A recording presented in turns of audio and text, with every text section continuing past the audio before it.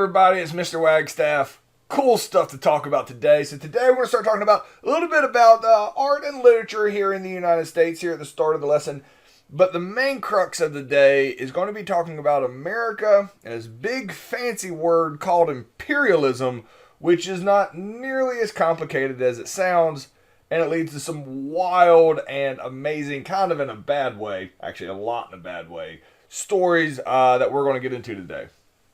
Let's go ahead and get started. So today we're going to start talking about the art in the United States, which is, it's still mind-blowing to me to realize this, because I grew up with it, with art in America. See these pictures right here? These paintings were painted by a group of people called the Hudson River School. So the Hudson River School is not an actual school building. They didn't go here to learn how to paint. It just happened to be a handful of guys, a group of, I think there's 13 of them, in upstate New York at the time that was very countryside. And they would paint these beautiful sceneries of the things that they saw in upstate New York. They all just happened to kind of live in the same area, painted the same stuff, and had similar painting styles. These hyper-realistic paintings, and this is where it's crazy for me to grow up in America. Nobody else on earth was painting hyper-realistic paintings.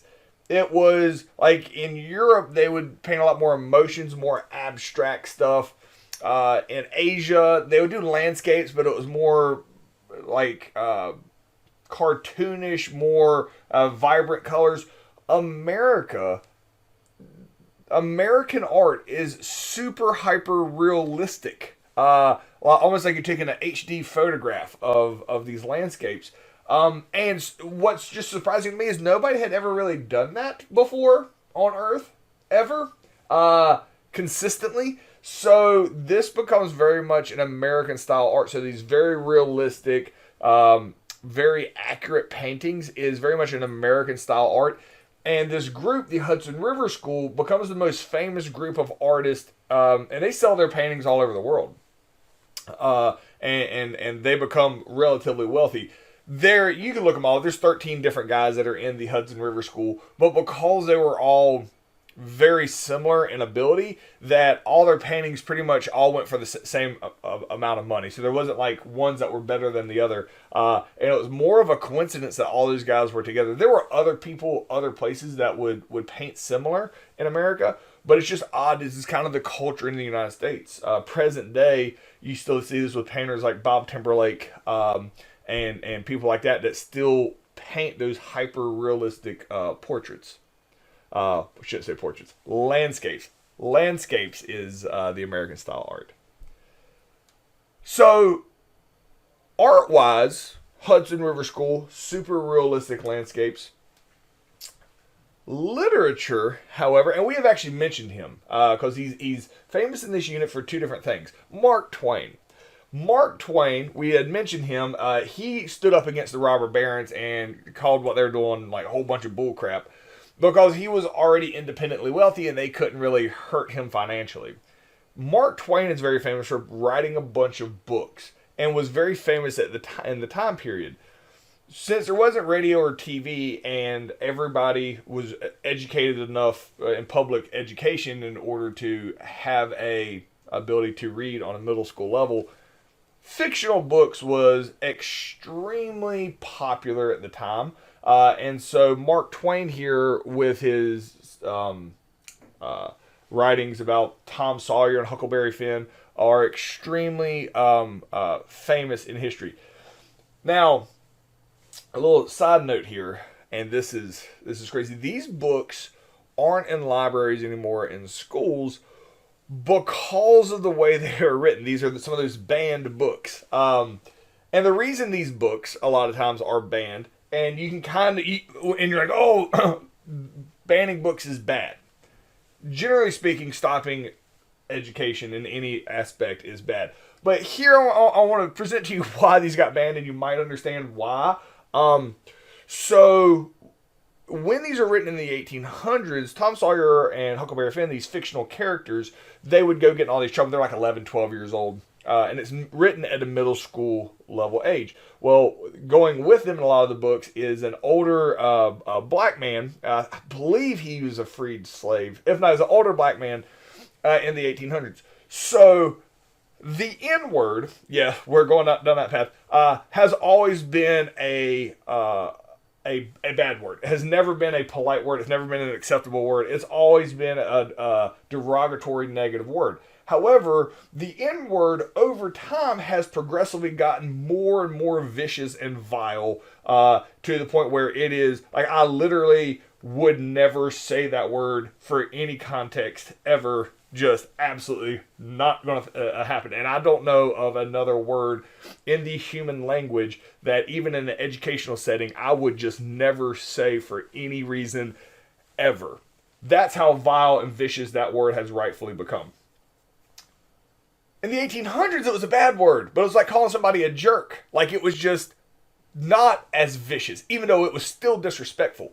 In the book, the kids and the old black man, they argue with each other and are always like being mean to each other, but that's just kind of their friendship. They do get along. That word gets thrown around in the book by 12-year-olds. And so when it was written in the 1800s, it would be like calling somebody a jerk or another, disrespectful word, but nothing like the word will become.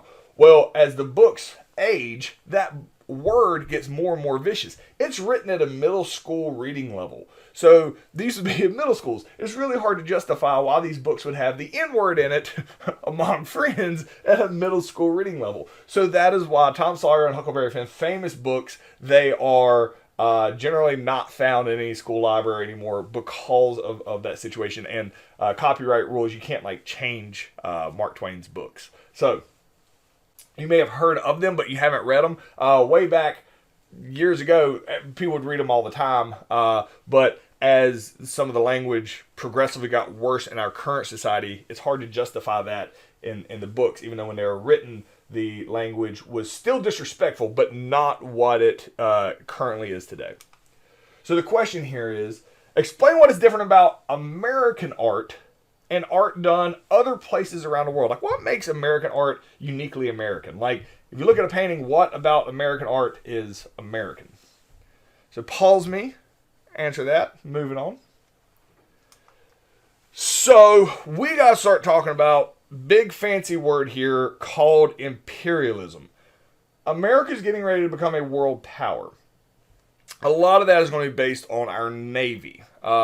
Basically, the stronger a country's Navy is, the more powerful they are around the world and militarily and the might they have. And America, because of the Bessemer process and being able to make things out of steel, is very quickly going to start having a very substantial Navy. And America goes from the guy that keeps trying to pick fights with England back in the early 1800s to like a legit powerhouse, in large part because of our Navy. Now that we're becoming a strong country, we want to keep up with the Joneses. Basically, peer pressure by all our friends in Europe who are also powerful countries. There is this new concept taking place, and England and France have been doing it for a while at this point, called imperialism. All right? Imperialism is a big fancy word, is when stronger nations try to create empires by taking over weaker ones. It's a little bit different, even though imperialism does lead to colonization, where you're going and setting up colonies in places that there aren't already people. But imperialism is even a little different than that. It's even a little different than manifest destiny. So manifest destiny in America is that you're going into areas and not only you're settling it, kind of colonization, but you're also, anybody that's there, trying to force them to be American. Or if not, you run them off. Imperialism is a lot more of a jerk move. Imperialism is you go to other countries that can't fight back, you take them over, you use them however you want them, and you don't actually give them the same rights as Americans. Manifest Destiny, the idea was you take over everywhere that you could, and again, Native Americans were the main negative experiencers of Manifest Destiny. But if the Native Americans were like, yes, I'll be an American now, hooray, which is what America thought they would say, there wouldn't have been an issue, and they would have been allowed the same benefits of an American citizen, probably on a segregated scale like African Americans. But That was the mentality of Manifest Destiny, spread our culture. Imperialism is, we're just going to take you over and take your stuff, and there's not really anything you can do about it. So imperialism is common in England and France at the time, and America is kind of new to this game. So England and France have been doing this. So England, they had been taking over stuff like, South Africa, because trying to settle around the tip of South Africa. They wanted to have South Africa because that was a trading point. France had taken over Vietnam. There's all these places around the world that these European countries are taking over. Notice, very rarely, if ever, do any of these predominantly white countries take over white countries. It's almost always countries that aren't white. Now, is there a racial motivation to this? 100%, and you can see it in the writings at the time. Like, this is, as racist as this is by today's standard, this actually did not intend to be a negative racist cartoon. This is called The White Man's Burden. It is Europe and America's responsibility as white countries to bring all these other civilizations up to civilization. I mean, look at Uncle Sam here. That's painted like a normal person. Look at Europe. Guy's a little pudgy, painted like a normal person. Look at the Asian people, Indians, African Americans, literally, or Africans in general. Every other group here in this painting is depicted as subhuman. There is absolutely a racist connotation that it is okay to take over countries that are not white because they are less than human. You don't get more white supremacists than this. And the idea was, it's the white man's burden. Like, it wasn't that it was only okay, like Manifest Destiny. It wasn't like it was just okay to take over these other groups or spread westward. It was our responsibility of our awesomeness to do so. Imperialism is kind of that on a national scale. It is the responsibility of white people to take over non-white people because they are inferior. I mean, that is like ground zero of racism, of white supremacy. And imperialism absolutely was a catalyst for America to spread the racist ideology that these other countries can't possibly survive without America and Europe's involvement. So almost all the countries that got taken over were not only non-white countries, but they were countries that were not as technologically advanced as the United States with our Navy or Europe's military. So it's pretty easily to just take over these weaker countries. So the question here is, why was there pressure for America to expand? How is imperialism different than Manifest Destiny?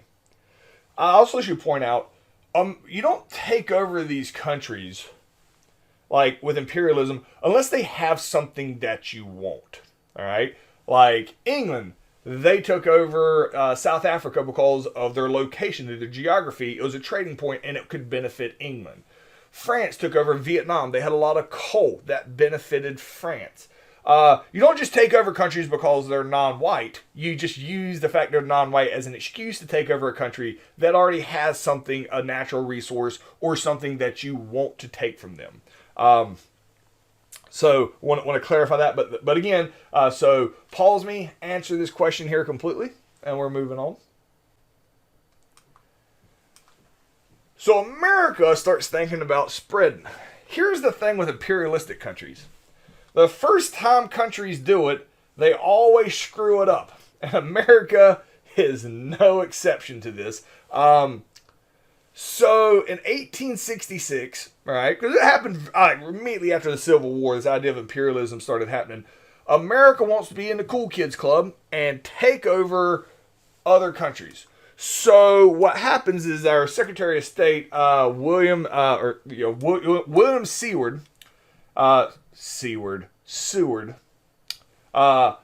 he is going to buy Alaska. And so you can see on this map here, Alaska is up there on the other side of Canada. He is going to buy Alaska for $1 million from Russia in order to, hey, everybody, look how imperialistic we are. Man, this dude gets made fun of for this because that is not how imperialism is supposed to work. Because the first time countries tried to be imperialistic, they messed it up. America's no different here. First off, everybody makes fun of Seward. They call it Seward's Folly because this is supposed to be William Seward. They're trying to make him out like a kid buying this from England with like some boats. That's a whole another deeper part of the story. Buying it from Russia with boats. So there's nothing in Alaska. Like, there's no benefit from Alaska. Like, why would you do that? Like, that's dumb. Secondly, you don't buy stuff in imperialism. You just take it. So they make fun of Seward for buying it for $1 million. Then they make fun of him because he bought something that's completely unnecessary. Like here, that's like a King Kong and polar bears. Like nobody has any idea what's in Alaska. And so they make fun of him. They literally refer to Alaska as Seward's Folly, and they make fun of him the rest of his life for buying this stupid hunk of land. And then they discover crap tons of oil in Alaska and tons of natural resources. And the fact that we bought this massive piece of land. I mean, look how big that land. I mean, it's that actually doesn't even do it justice from the angle here. Alaska is about the size of the entire center of the United States. It's absolutely enormous. And it is packed with natural resources, and we only got it for $1 million. Heck yeah, let's go high five Seward for this. Oh, he died? Oh. So Seward basically lives the rest of his life being made fun of for this, passes away, and then they discover that it was this fantastic purchase, and he gets credit for it now in history, but while he was alive, he got made fun of. Also, this cartoon here is important as we talk about imperialism. So don't think, because I want to clarify how, the white man's burden, all right, when it comes to imperialism, if we were being imperialistic with Russia here, look how Russia is drawn. Very stoic, handsome, official, because he's white. If this was a non-white country we had bought Alaska from, imagine how this cartoon would be different. So there is absolutely a racial connotation here with imperialism and how we, as a country, are viewing other predominantly non-white countries. So the question here is, what were some of the mistakes that William Seward made when acquiring Alaska? I misspelled Alaska here. That led it to be called Seward's Folly immediately afterwards. So pause me. Answer that completely. And we're moving on.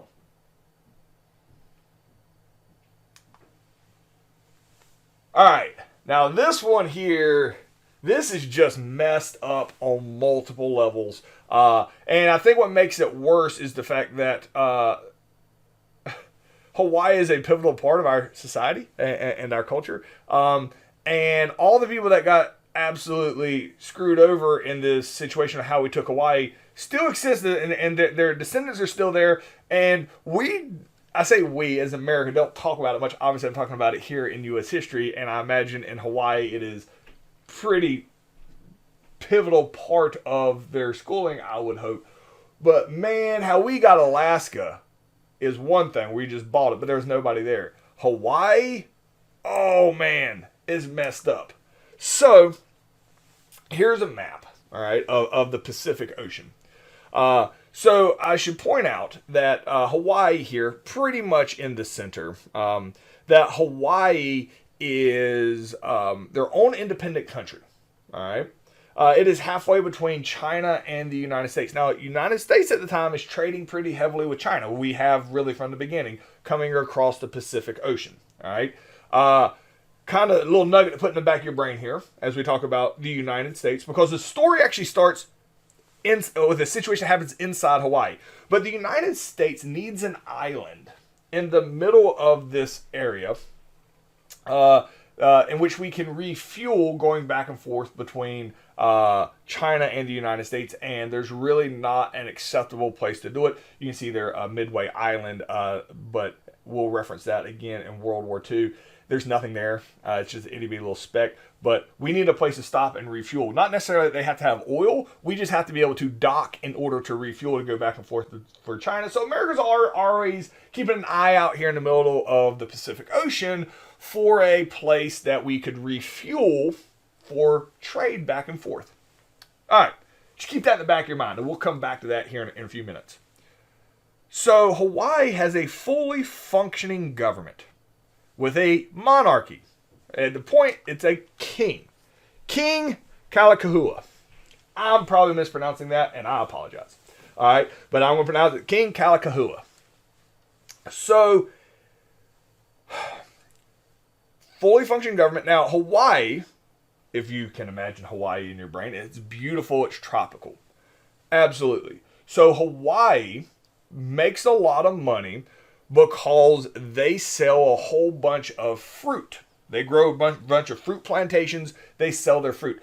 But so the government doesn't like own the fruit plantations. Those are owned by private plantation owners who grow all the fruit. And these businessmen make a lot of money in Hawaii. The most famous is this guy Sanford Dole, who makes a ton of money selling fruit here in Hawaii. So much so that the plantations almost get richer than the monarchs themselves and have a lot of power because they have all the money in society.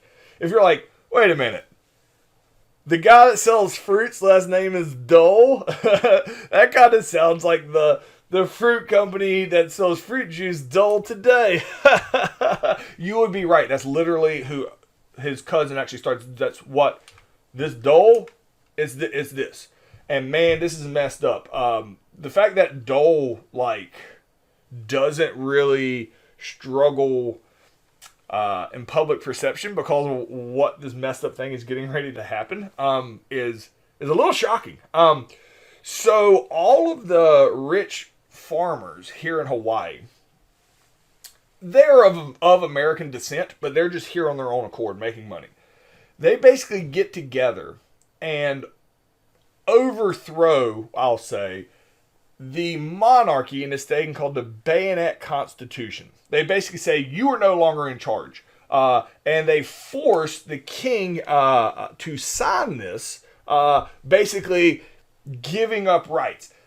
This isn't really like the end of a war. This is like losing the first battle of a war. And so just because he signs this, and there's a huge backlash in Hawaii when they realize that these rich American descendant plantation owners have basically forced the king to sign this thing called the Bayonet Constitution, which basically got rid of all of his power.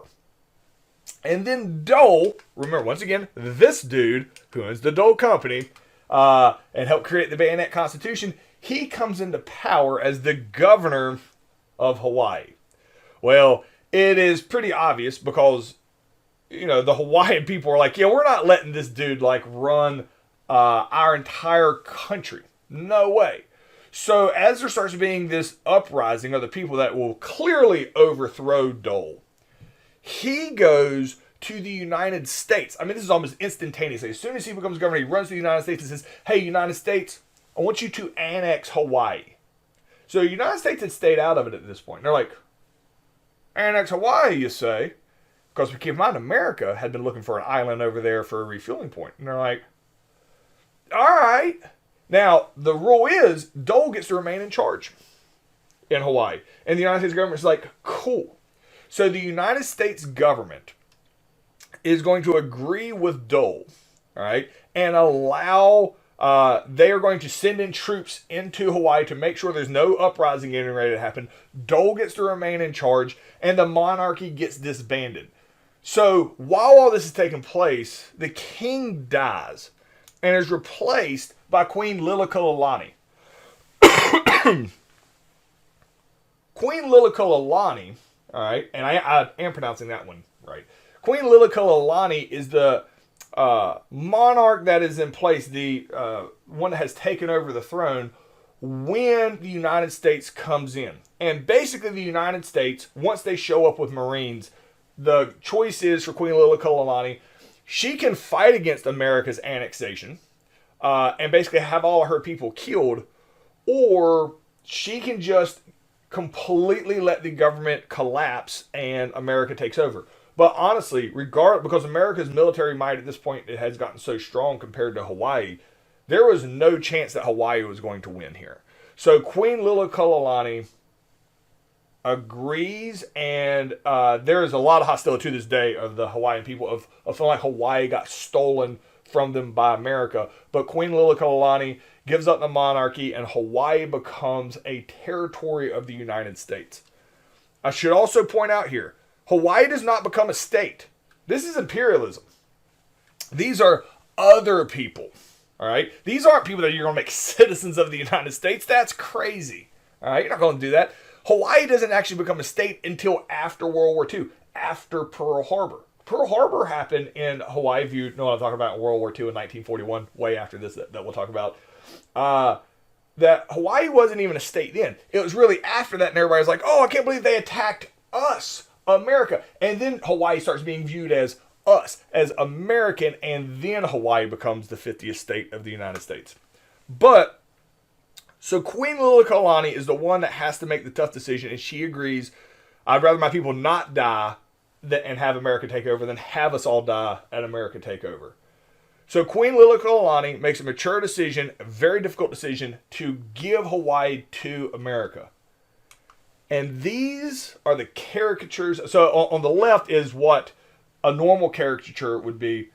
Here on the right, remember how the Russian looked when we bought Alaska? This is Queen Liliuokalani that has done nothing but literally give in to the United States government so people don't die, and is created, and then the white people below her, completely normal looking, she is created as a caricature, as a less than human depiction, which once again, there is a absolute connection between racism, white supremacy, the concept of white man's burden, and imperialism, and extends absolutely to the situation with Hawaii. So the question here is, explain what the motivations were for Dole, all right? Like, why did he want to take over Hawaii? And I think I said it, but I'll clarify here. He did not think that the government was looking out for his interest. He thought he could make more money if he took over the government. And then what the motivations were for the United States in acquiring Hawaii. Which was, they needed that refueling point. We very quickly in America at this point, once we start taking over Alaska, Hawaii, and start spreading out, our Navy gets to be one of the most elite navies on Earth at the time. And we will talk more about that here as we move forward. All right. That's what I got for you guys today. See you guys tomorrow.